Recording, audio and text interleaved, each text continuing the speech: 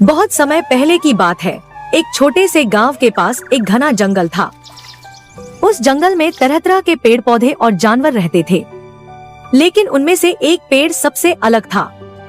वह पेड़ न केवल हरा भरा और विशालकाय था, बल्कि उसमें एक अनोखी शक्ति भी थी। वह बोल सकता था। इस पेड़ के बारे में गांव के लोग बहुत कम जानते थे। उस पेड़ का नाम कृपा वृक्ष था।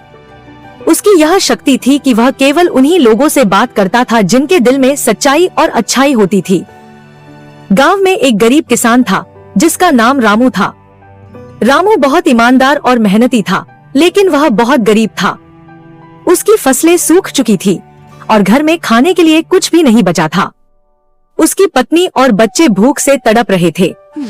रामू को समझ नहीं आ रहा था कि वह क्या करे। एक दिन रामू दुखी मन के साथ जंगल की ओर चल पड़ा। वह चल रहा था और सोच रहा था कि अब वह कैसे अपने परिवार का पेट भरेगा। चलते चलते वह उस घने जंगल के भीतर पहुंच गया, जहां कृपा वृक्ष खड़ा था। थकावट और निराशा के कारण रामू उस पेड़ के नीचे बैठ गया और आंसू बहाने लगा। तभी अचानक उसने सुना, रामू क्यों रो रहे हो? रामू चौंक गया और इधर उधर देखने लगा कि यह आवाज किसकी थी। उसने देखा कि कोई नहीं था। फिर उसे महसूस हुआ कि यह आवाज उसी पेड़ से आ रही थी जिसके नीचे वह बैठा था। रामू ने कांपते हुए पूछा, आप कौन हैं? क्या नाम है आपका? पेड़ ने मुस्कुराते हुए कहा, मैं कृपा वृक्ष हूँ। मैं हर उस व्यक्ति की मदद करता हूँ जिसके दिल में सच्चाई और अच्छाई होती है।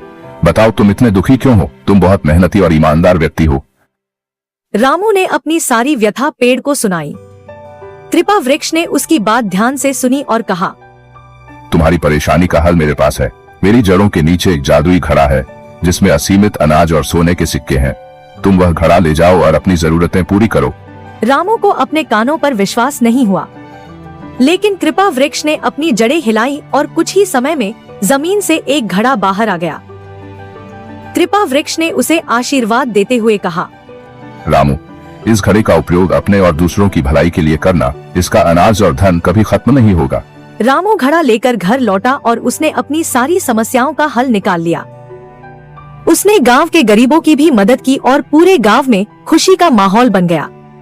रामू ने कृपा वृक्ष की बात मानी और वह हमेशा दूसरों की भलाई करता रहा।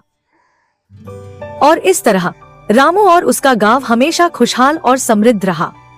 इस कहानी से हमें ये सीख मिलती है कि सच्चाई और अच्छाई से किया गया काम हमेशा फलता फूलता है, चाहे समय कितना भी कठिन क्यों न हो।